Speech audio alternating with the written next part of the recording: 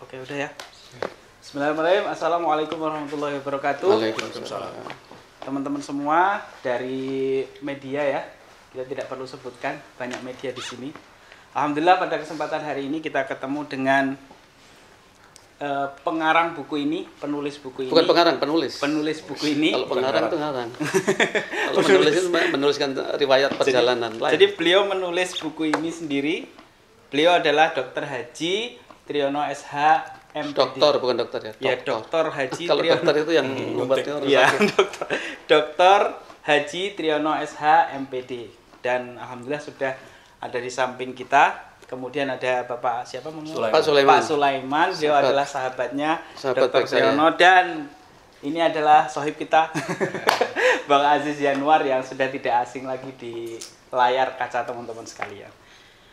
Jadi saya tadi sempat membaca sekilas ya. Jadi kalau misalnya ini ditulis secara pribadi, Pak Triyono, saya sangat yakin. Jadi kalau kita lihat di sini banyak kata-kata menggunakan kata-kata saya, artinya dari penulis sendiri. Dan kalau misalnya teman-teman pernah membaca buku kisahnya Andrea Hirata yang berjudul Laskar Pelangi, itu mungkin dari sisi penulisan itu mirip, cuman bedanya banyak metafor di sana. Nah, kalau ini tulisannya lebih sederhana. Di sini berjudul The Power of Nekat for Success. Nah, mungkin yang pertama Pak Triyono. Iya. Pak Triyono ini asalnya dari mana, Pak? Klaten. Klaten ya, Pak ya. Saya Jogja, Bapak Klaten ini berarti masih agak terlalu dekat lah ya. Tetangga. Nggak terlalu jauh, sama-sama Yogyakarta. Terus kemudian apa motivasi Pak Triyono menulis buku ini? Ya, pengen berbagi cerita aja kepada orang lain. Kalau berbagi cerita lewat telepon, WA kan repot, pulsanya mahal. Kalau pakai buku kan dicetak, orang minta, kita kirim, selesai. Oh gitu. Jadi motivasinya komersil atau non komersil? Ya, non dong. Non. Berarti ini pure untuk Ya dibagi aja siapa yang mau. dibagi, dan mudah-mudahan bisa menginspirasi ya maksudnya. Ya, mungkin begitu harapannya. Minimal kan berbagi cerita judulnya kan itu. Tadi saya sempat baca ya di sekilas di sini dari Klaten kemudian ke Semarang ya, Ya. kalau tidak salah. Dan awal dari itu, awal perjalanannya ke Semarang tuh dalam rangka apa, Pak? Ya dalam rangka merubah nasib, karena di kampung menderita, ya nggak ingin berlama-lama menderita di kampung. Ya saat itu di usia 16 tahun, di tahun 70-an, ya udah Semarang lah menjadi kota tujuan. Background orang tua waktu itu seperti apa? Petani, nggak punya sawah, jadi orang miskin. Berapa bersaudara, Pak? Baru cuman 11, meninggal 2, 3, masih 9. Allah. Jadi Pak Tri nomor ke 4. nomor 4. Masih ada adik-adik Kakak-kakak dan adik-adik. kakak-kakak Ya. ya waktu itu ya. Dengan melihat Pak Tri yang teman-teman mungkin nggak bisa melihat secara langsung ya, maksudnya perjalanannya ini hanya sekilas dari Pak Tri, tapi kalau mau lihat lengkapnya ya ada di sini di buku ini, dan saya yakin ini gambaran Pak Tri ya ada di sini. Kalau Pak Sulaiman sebagai sahabatnya Pak Tri ya yang melihat Di perjalanan Gramedia. Oh, di Gramedia. Ya. Jadi apa, Ini Pak? bos saya, Awalnya bosnya. Iya. Sampai sekarang. Iya. Jadi Pak Sulaiman Cuman ini bos yang baik, sehingga sama rendah sama bawahnya dia akrab banget gitu. Iya. Lo gua panggilnya. Oh iya. Iya. Pak Sulaiman melihat perjalanan Pak Tri yang ada di buku ini, apa tanggapan Pak Sulaiman? Ya, saya pertama kali dikirim buku ini ya, saya surprise ya. Ya, surprise itu begini, saya mengenal tahun 80-an ya, tahun 80-an itu saya masih bekerja di Gramedia Gajah Mada. Gajah Mada, Gajah ya, Mada Pak? Gramedia. Saya sebagai pramuniaga. Oh. Ya, cuma kalau minggu saya suka ditugaskan sebagai kasir. Oh. Jadi pramuniaga merangkap kasir. Nah, waktu itu ada pembungkusnya. Jadi kita di toko buku itu kalau ada orang berbelanja dibawa ke depan yang pembungkus. Nah, partner ini saya adalah Pak Tri ini. Oh. Saya kasirnya, dia yang bagian Bungkusnya. Ya. Nah, saya tidak tahu. Saya pikir waktu itu ya karena banyak orang yang bekerja yang hanya sekedar bekerja gitu ya. Nah, saya sendiri memang punya mimpi ketika itu. Ya, karena saya kerja sebagai pramuniaga punya mimpi. Mimpi saya suatu hari saya kepingin menjadi paling tidak jadi pimpinan store manager ya. Nah, saya tidak tahu kalau kawan yang bersama-sama saya tugas di sana, saya nggak tahu kalau dia juga punya mimpi. Saya tidak tahu ya, karena saya Belum ngobrol belum ngobrol karena kita masing-masing sibuk dengan tugasnya. Nah, saya baru tahu setelah buku ini terbit perjalanan dia itu, saya baru tahu ternyata dia punya impian jauh lebih besar daripada saya.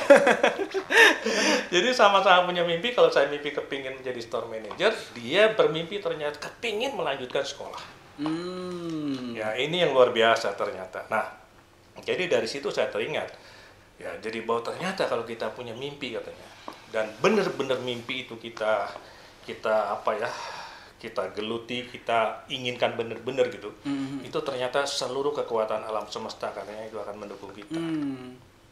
Nah, itu yang saya merasakan karena saya waktu mimpi kepengen jadi store manager, ya puji Tuhan lah. Jadi setelah 30 tahun saya menjadi store manager, terakhir saya pensiun sebagai regional manager gitu ya.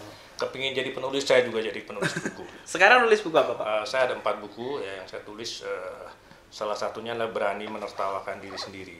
Lalu terakhir saya tulis Kita Mesti Telanjang, terinspirasi oleh Ebit G. Ade judulnya ya. Nah, tapi ternyata ini diam-diam kalau saya nggak senang sekolah.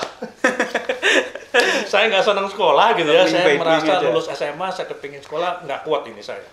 Tapi kepengen sukses, ini kan bingung juga ya. Pengen sukses tapi sekolah nggak kuat saya. Tapi ini ternyata menangkap bahwa kalau ingin sukses, sekolah. Sekolah ya. Itu yang saya terus terang baca tuh sampai merinding. Waduh, kalau saya punya kemampuan seperti dia sekolah, waduh barangkali saya juga bisa ya. Nah, tapi dari situ saya belajar bahwa tiap-tiap orang memiliki impian potensi untuk sukses gitu, Iya. sukses. Nah, jadi lalu kalau saya melihat kenapa Mas Tri bisa sukses?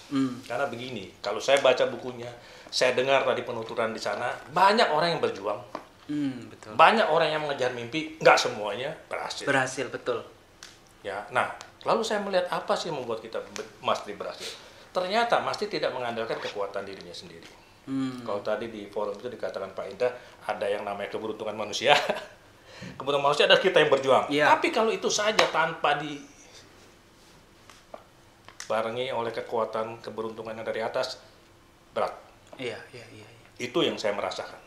Berat sekali. Kenapa? Kita hanya mengandalkan kekuatan kita sendiri, tapi kalau diiringi dengan kekuatan di atas, langkah kita jadi mudah. Nah, ini yang saya melihat bahwa Mas Tri ini salah satu orang yang mengejar mimpi dan beruntung. Terbalik ya, bukan hanya orang yang mengandalkan keberuntungan, banyak orang kan kepengen sukses, berdoa, ini nggak kerja, mana bisa. Tapi Mas Tri berjuang dan beruntung. Nah, lalu saya lihat kenapa dia beruntung. Ini yang saya mau cari tahu ya. Gue juga pengen kan gitu. Saya cari tahu kenapa dia beruntung, kenapa yang lain tidak.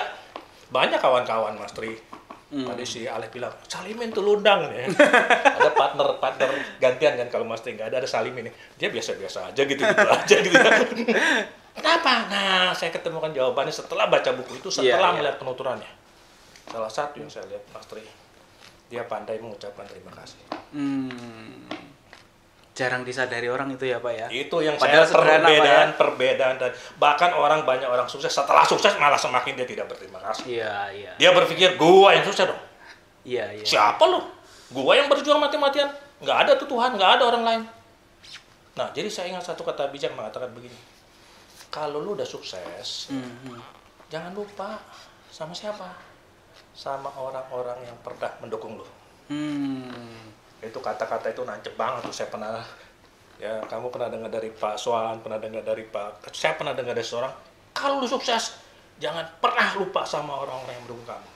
Atau juga ada yang bilang gini, kalau kamu sudah berhasil melewati jembatan, jangan sekali-kali lu bongkar papannya. Iya. Banyak orang kan gitu ya Mas Tri, bongkar biar gue yang sukses, orang lain jangan sukses, jahat.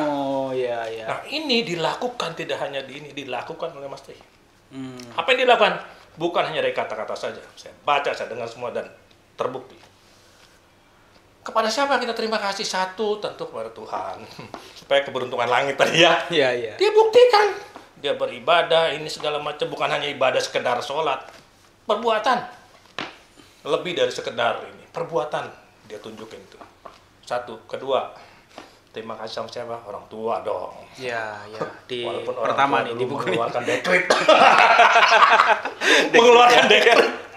Bahasa-bahasanya kayak gitu. Bahkan ngambil sekolah gila lo, ya nggak ada uangnya. Tapi nggak dibalas. Dekret orang tua. Kalau dia balas, bapak gua yang bikin gua dulu jualan pagar, jualan ada loh orang yang begitu. Iya. Ada yang begitu, yang enggak. Perspektifnya Iya, berbeda bapak ya, gua Pak, ya. begitu, mungkin tuh menunjukkan sayangnya sama saya. Nah, dia balas apa? Orang tuanya, mertua kirim sono, ya kan? Naik haji, ya kan? Cara Mas Tri berterima kasih. Ketiga, siapa lagi? Keluarga, anak-anak, dipaksa S2. Semuanya lagi Pak ya. Paksa S2, gila saya bilang gila. Paksa. Itu cara dia berterima kasih. Gua bapaknya didekret sama bapak saya SMP karena nggak ada uang. Gua sekarang punya uang, anak S2. Iya. Cara dia berterima kasih. Jadi wah iya. Sama istri, anak ya. Ini yang tahu lah. Iya. Kalau soal di permukaan sayang banget gitu ya. Iya. Dan istri masih satu kan ya. Kita inti ya, mudah-mudahan itu ya Mas. Itu cara dia berterima kasih. Kalau dia nggak berterima kasih, mumpung gua sukses. Iya. Siapa lu? Ya kan? Istri pertama kan biasanya wah udah layu dia banyak yang muda ya. Enggak. Setia dia. Itu cara dia berterima kasih sama istri karena di balik laki-laki yang sukses Ada wanita yang sukses. Wonder Woman di Tadi belakang. makanya dibilang bagaimana walaupun tadi terungkap baru ya ke safari cuma muter doang sampai lagi ya. Tapi sekarang dibalas, sekarang istri yang pegang uang ya Tri. Sama siapa lagi ini yang paling penting nih yang jarang orang. Sama perusahaan dan para pimpinan di perusahaan itu yang hebat. Iya, jarang ya Pak ya. Tahu nggak? Kami punya grup pensiunan. Isinya sebagian. Walaupun saya tahu orang itu sudah berubah hidupnya gara-gara kerja di Gramedia. Tetap caci maki. Tetap menjelekkan perusahaan. Tetap. Tapi dia selalu dia cerita ngajar di mana jadi duta. Saya pun begitu. Saya pensiun, saya kemana-mana aja. Saya bilang saya besar gara-gara media. Nggak bisa dibohongin. Saya penjual sayur dulu, pramuniaga sama-sama dia. Jadi begini Gramedia. Tanpa Gramedia siapa kita ya, Tri? Iya. Nah, jadi itu jelas, Mas Tri. Sama Tuhan dia beribadah, sama keluarga ya, ini kan, sama perusahaan. Yang mengubah hidup dia ucapan terima kasih. Dan sama siapa lagi? Teman-teman. Iya. Tadi tuh baru diomongin tuh. Nih, hebat nih. Nggak ada dia, nggak rame. Ada pertandingan bola, nggak ada dia, nggak rame, Mas. Ini anaknya pemain bola nih. Nggak rame. Bukan apa, kalau ada dia jadi sponsor, tebak skor. Nanti kalau tebak skor 15 kilo beras lah ini beras. Itu cara apa? Cara dia mengungkapkan Membangun terima ini ya, Pak, kasih loh. Ya saya satu hari jujur aja. Kok tahu sih lo dari Gue mana? tahu gue ikut kan. Saya bukan soal buahnya atau apa. Satu hari saya kaget. Iya. Soalnya alamat lu di mana? Gue kaget kirain apa gitu, mau apa, mau undang kawinan saya pikir gitu. Tiba-tiba tukang pakai datang apa? Bawa sekeranjang buah. Bayangkan, saya aja belum pernah berbuat ini kepada gila saya bilang. Itu cara dia. Jadi menurut saya bagaimana dia berterima kasih kepada orang-orang yang mendukung dia. Puncaknya adalah acara hari ini. Ini sekaligus ulang tahun yang beliau tadi. Puncaknya Tri, hari ini gue menangkap puncaknya lu berterima kasih. Bayangkan sampai Pak Indra mau datang, Pak Lili mau datang, Pak Teddy mau datang ya. Bahkan Pak Indra jadi corong dia sekarang. Gue yakin nih satu hari mah jangan kaget kalau dia masuk di Kompas TV, dia masuk di Kick Andy, jangan kaget. Corongnya Pak Indra. Ya itu Mas. Tadi Kompas TV kan Bu Glory kan datang. Mas, maaf dari Kompas TV nggak bisa liput, tapi mau wawancara ke rumah ya. Siap Bu Glory. Bu Glory oyong loh, bukan saya. Ini Mas satu hari Mas, saya bantu muncul di Kick Andy. Iya. Tadi kan yang ditangkap oleh sahabat Pak Tri ya, Pak Sulaiman tadi. Kalau menurut Pak Tri sendiri apa kemudian rumusnya sehingga bisa sampai dengan detik ini? Saya tahu Pak Tri punya perusahaan di Atap Coffee dan kita juga sering ke sana. Terus kemudian ada kursus bahasa Jerman ya kalau tidak salah, dan ada banyak tadi disebutkan. Apa menurut Pak Tri kuncinya bisa sampai sejauh ini perkembangannya dari tadi ceritakan awalnya office boy, merantau dan tidur di jalanan, di musola, diusir segala macamnya lah. Apa rumusnya kalau boleh dijelaskan? Ya kita harus yakin bahwa Tuhan itu masih ada. Tuhan itu masih kaya kan itu. Kadang pada saat kita susah, keyakinan di situ itu tipis. Iya. Itu persoalan kan itu. Kalau kita yakin itu terus diiringi dengan ikhtiar, kerja keras. Pertanyaan sederhana, pada saat jadi OB, saya nanya pada diri saya, Triyono, kamu mau menjadi OB biasa atau OB luar biasa? Oh. Kan gitu. Tentu nggak bisa dong, orang ingin menjadi luar biasa, masuk upayanya Caranya, biasa, nggak iya. bisa. Satu. Kedua, kalau pengen mengembangkan usaha, mindset yang kita bangun adalah bukan mencari untung, itu bukan nomor satu, tapi menciptakan lapangan kerja. Oh, iya. Gitu. Iya. Pada saat kita memikirkan orang lain, pasti Tuhan memikirkan kita, nggak usah disuruh. Dengan Jadi catatan, mindsetnya itu ya Pak ya? iya, dengan Membantu catatan orang memang itu tadi iyalah. Kan saya omongkan tadi, bagaimana tukang loper air saya di bawah anak saya itu yang dulu susah, sekarang kebeli 3 rumah dan itu membeli cash. Dia cerita sendiri kok di Cianjur. Kalaupun satunya 400 kan 3 rumah udah 1,2 M. Yang anak pembantu saya juga membeli rumah saya, memang saya paksa, harga 1 M rumah 3 lantai. Allah. Anak pembantu saya. Kenapa? Ya, bagi saya manakala kita memikirkan orang lain, Tuhan pasti memikirkan kita. Mimpi saya adalah suatu kali saya dan anak saya mempunyai perusahaan yang mungkin serapan tenaga kerjanya ratusan. Dengan catatan memang dilakukan dengan cara-cara yang benar. Iya. Itu pasti begitu. Jadi kita jangan sukses itu kadang ukurannya kan rumahnya berapa, mobilnya betul, berapa. materi, ya. Saya tidak itu. Saya tidak mereken itu. Silakan mau punya mobil bagus, rumah bagus, tapi kamu sudah berperan belum di dalam masyarakat itu untuk Ya. membantu orang lain? Itu kata kuncinya, menurut saya sih itu aja. Jadi tujuan sukses menurut Pak Tri ini kan sebanyak mungkin kita bisa membantu orang gitu ya Pak ya? Ya, salah satu parameternya adalah bisa berbagi. Iya, iya. Itu cara. Nah, untuk mencapai ke sana itu kan mesti ada upaya. Ada upaya, ada jatuh bangunnya usaha kayak apa, itu pastilah. Tapi yang saya lihat Pak, di atap kopi rame terus. Apa mungkin itu salah satunya ya? Ya, saya tidak bisa mengatakan apa-apa. Orang pun juga selalu ngomongkan gitu. Itu kan seminggu kan nggak pernah dari 1.000 orang.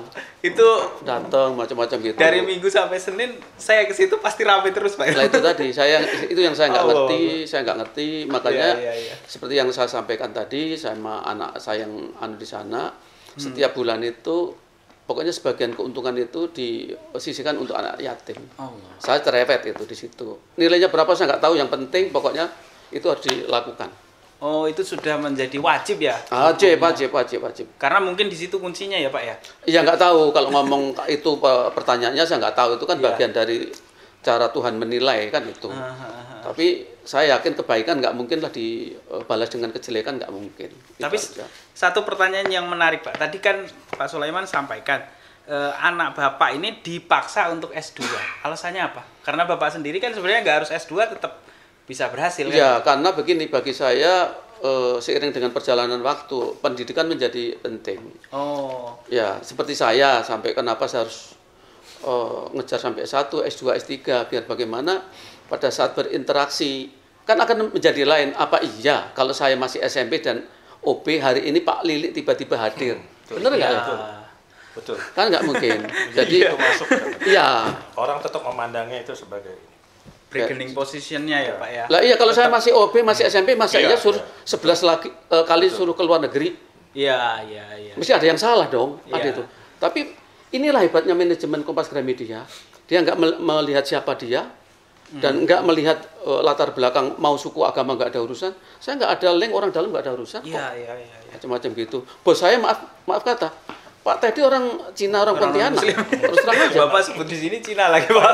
Loh iya, saya harus mengatakan apa adanya. Iya, Saya nggak bisa, karena itu adalah keniscayaan yang diciptakan Tuhan. Iya. Kenapa orang harus bungkus-bungkus ini? Saya manggil Sule Andri, orang Cina kok. Kenapa?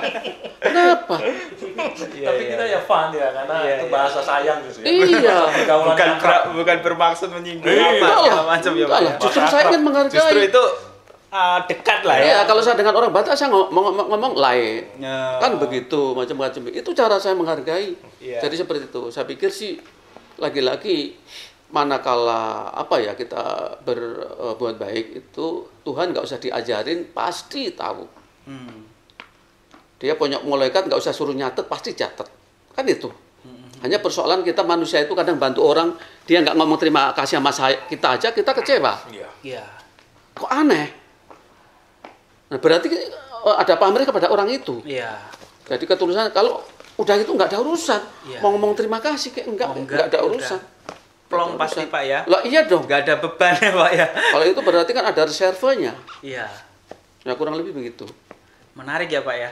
Jadi ini mungkin apa ya, jarang sih saya wawancara dengan penulis buku. Biasanya wawancaranya dengan Bang Aziz doang itu. Karena kita maksudnya sesama aktivis lah ya. Mungkin tanggapan dari Bang Aziz lah. Bang Aziz kan selaku anaknya ya. Bagaimana Bang Aziz melihat orang tua seperti Pak Tri? Iya, Bismillah. Mungkin kalau di banyak kesempatan saya kan banyak cerita, banyak bicara gitu. Karena ini di depan beliau. Tapi kalau menurut saya kalau terhadap orang tua, ada guru gitu kan, itu biarkan saya mendengar aja. Iya. Yang kedua, tadi saya mau jawab soal bagaimana gitu kan. Sebenarnya tadi bisa dilihat di bukunya, kemudian bisa dilihat di saya juga bisa. Oh gitu ya, betul. Kalau mau tahu sebagaimana ininya, ya bisa dilihat di kebaikan-kebaikan saya. Oh iya. Yang memang sudah saya lakukan gitu. Tapi kalau yang jelek-jelek itu pasti bukan. Bukan didikan orang tua yang jelek pasti ya. Semua orang tua pasti didiknya bagus. Betul. Tapi yang menurut saya salah satu yang inspiratif itu kan ada 4 anak ya tadi Pak ya? Kalau 3 anak ya. 3 anak dan diantaranya adalah Bang Aziz, kemudian ada yang di Jerman ya. Yang Jerman yang paling kecil. Kenapa Pak? Kok disuruh Enggak disuruh. Oh, dia ingin Kalau sendiri. pendidikan itu gini. Gimana Pak? Pendidikan itu saya memberikan kebebasan kepada anak-anak. Pilihannya mana. Sebetulnya di Jerman itu dulu udah diterima di Trisakti, bahkan udah saya bayar. Tiba-tiba dia berubah pikiran macam-macam gitu, pengen keluar negeri kan itu. Ya silakan, terserah kamu macam-macam gitu. Kurang lebih begitu. Nah, akhirnya di Trisakti ya dipotong 25%. Enggak masalah.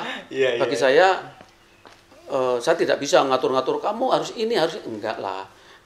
Saya sadar saya bukan orang pinter, yang penting adalah nilai-nilai moralitas itu nomor 1. Oke. Jadi memastikan anaknya itu soal moralitas Oh tadi iya ya, dong, Pak? iya dong. Apapun pendidikannya dan sebagainya, kalau moralitasnya kacau, saya pikir nggak ada manfaatnya. Kan itu. Jadi moralitas menjadi kata kunci. Apapun sekolah jurusannya apa, profesinya apa, kalau itu dipegang nilai moralitas, insya Allah ya kita lebih tenang, terus menghadapi persoalan juga lebih tenang dan sebagainya. Iya. Tadi kan Bang Aziz mungkin agak nggak enak lah kalau ngomongin soal. Nggak juga. Kalau di rumah mungkin biasa aja. Kita biasa kok dengan anak-anak itu kita terbuka ya. Iya. Terbuka diskusi macam-macam itu. Kita kok nggak pernah menunjukkan siapa, nggak begitu. Tapi bagaimana pandangan Pak Tri melihat, kan ada banyak nih, ada yang di Jerman, kemudian yang di atap kopi itu anak yang nomor berapa Pak? Itu ya yang di Jerman sama yang sama itu ya Pak. Sama Bang Aziz ini saya pikir kan agak berbeda-beda nih mengambil perannya. Apa tanggapannya? Khususnya ke Bang Aziz dulu deh. Ya wajar aja, jadi Bang Aziz ini kan selama itu hal baik itu kita nggak boleh harus semua seragam nggak harus lah, nggak harus seragam. Indonesia kan Bhinneka Tunggal Ika. Kayak saya belajar di Gramedia itu Bhinneka Tunggal Ika banget. Suku bangsa mana seluruh Indonesia ada, agama apapun ada. Gitu. Jadi hanya orang-orang yang berpikir sempit lah yang membuat analogi ini itu aja. Iya. Kalau saya kan pelaku sejarah 32 tahun di Gramedia, itulah perusahaan yang betul-betul warna pelangi. Jadi semuanya ada di sana ya? Ada di sana. Suku bangsa seluruh Indonesia ada di sana. Agama seluruh Indonesia ada di sana. Iya. Dan saya pikir enak ya. Misalnya Pak Sulaiman ini kan, mohon maaf ya. Misalnya matanya sipit, Bapak yang dari Jawa, tetap aja berkawan. Maksudnya. Aku Sulaiman loh. Kenapa padahal namanya Sulaiman ya? Enggak ada. Saya sangatlah bodoh kita. Dunia itu yang menciptakan siapa? Tuhan. Lah iya, isinya siapa? manusia. Lah, bukan yang menciptakan isinya siapa? Tuhan Allah juga. Lah iya, kalau orang mau persoalkan itu kan bego banget kita. Iya, Itu aja. Betul. Yang penting saling menghargai, saling menghormati, kan itu. Sudah ada rumusannya, udah ada panduannya. Kita bukan pada tempatnya lah untuk menjelek-jelekan si A, si B. Emang kita lebih pinter, emang kita lebih baik, belum tentu lah. Kan begitu. Dan terbukti maksudnya di sini kan saya lihat tadi Pak Sulaiman sempat menyampaikan juga ya, Pak Sulaiman awalnya dari kasir, kemudian Bapak yang bungkusin, iya. bungkusin sama-sama, nggak tahu masing-masing punya mimpi masing-masing ternyata, dan bisa ketemu lagi seperti sekarang. Terus Pak Sulaiman, sebelum ke Pak Tri, Pak Sulaiman apa yang sekarang ini, maksudnya setelah menulis buku, terus apa nextnya setelah ini semua, apa yang, kalau Pak Tri kan yang saya lihat nih, dia bikin buku ini dan kemudian ingin coba menyampaikan lah kepada halayak. Kalau Pak Sulaiman ngelihatnya seperti Ya, supaya fokusnya enggak ini ya, biar mataharinya satu ya. Saya terus terang banyak belajar ya, jadi memang benar juga kita belajar dari siapa saja. Iya. Ya, saya memang kadang-kadang diminta mengajar, tapi satu sisi kita juga belajar dari orang lainnya. Saya jujur aja ketika membaca buku ini, banyak belajar. Belajarnya begini. Satu, memang ketika Mas Tri kirim buku ini, saya mau komen tuh ya, aku juga tuh. Mau teriak, apalagi Andi teriak, Tri, nggak bisa bikin lebih bagus. Apalagi Mas, tulis aja kayak penulisan. Iya, aku jujur aja kalau di toko aku nggak bakal beli. Jujur aja. Tri, karena saya belum tahu tujuannya kan waktu itu. Tapi begitu saya buka dalamnya, maka ada orang bilang don't judge book by its cover, termasuk ini ya Pak. Iya, bener loh. Saya begitu buka, gila, gue mesti belajar cara nulis. Ya walaupun tadi ada yang kritik ya karena hurufnya segala macam, ya, itu loh. Tapi begitu saya lihat, Mas Tri coba lihat bukunya, dipaksakan satu halaman satu cerita. Nah, buku-buku seperti inilah yang habis dibaca secara cepat. Iya. Saya jujur saja tadi, Poin-poin sama yang kamu saya ya. tangkap ya. Aku malas-malas tadi baca ini buku apa? Trik seolah-olah sok tahu, udah bisa nebak lah isinya, cerita sukses ya. Begitu saya buka kaget. Gue baca satu halaman, kepingin buka halaman kedua. Halaman gue pengen buka halaman ketiga, selesai deh. Makanya itu selesai, gila, gue bisa cepet banget selesai. Kenapa? Ditulisnya dari hati. Ya kan nggak karang-karangan, nggak pak huruf gitu, udah nomor 2. Dan yang menarik apa? Di rumah saya kan ada perawat, dia sakit, dia nggak pernah mau baca buku. Buku gua aja nggak dibaca, terus kurang ajar nggak? Saya pikir kan, Mbak, nih lu baca buku saya, dia nggak mau baca. Tapi begitu saya tunjukin buku kamu, nih, lu mau, waduh, opa ini ya, dia ngangkat batu kali, dia cerita trik. Waduh, dia bilang kenapa dia merasa sebagai orang ini merasa senasib, Mas. Iya. Jadi menurut saya buku ini, buku Mas Tri, cocok ya. Ya, ini banyak orang yang merasa senasib. Ini gue banget. Ya, betul.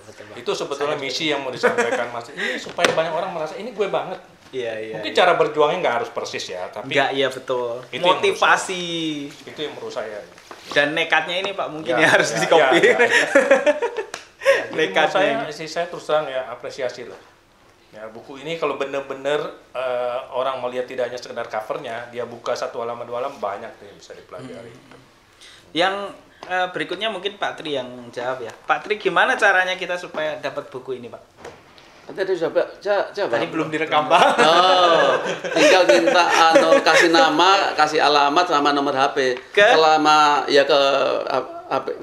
Nomor saya ada 08. Oh, 08 nanti kita inilah ya. Selama masih ada saya kirim, udah selesai. Ini sementara dicetak berapa Pak? 1000 eksemplar. 1000 eksemplar ya.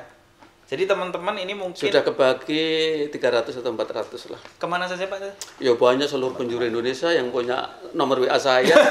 Dari Timur, dari Kalimantan, dari Makassar, ya kita kirim lah, itu aja simpel. Iya. Jadi teman-teman mungkin yang belum belum dapat buku ini atau belum membaca buku ini, ya saya kasih kisi-kisi sedikit lah ya. Jadi ini kalau kita baca, ini model-modelnya adalah model-model novel. Cuman dia lebih lebih simpel daripada novel. Tidak terlalu banyak kata-kata yang metafor. Jadi kalau misalnya beberapa saya baca novel itu kan biasanya banyak metafornya. Kalau ini tidak banyak metafornya, ini lebih kepada fakta-fakta yang ditemui dan dijalani oleh Pak Triyono. Dan alhamdulillah beliau juga kalau misalnya saya kebetulan kenal sama Bang Aziz dan sering main di Atap Coffee, ya saya jadi tahu lah maksudnya hasilnya daripada apa yang ditulis di sini. Nekatnya Pak Tri ini hasilnya menuai hasil yang luar biasa. Dan ternyata tadi dibalik hasil itu semua tidak hanya melihat soal nilai materinya, tapi nilai berbaginya. Nah mungkin itu saja Pak Tri ya.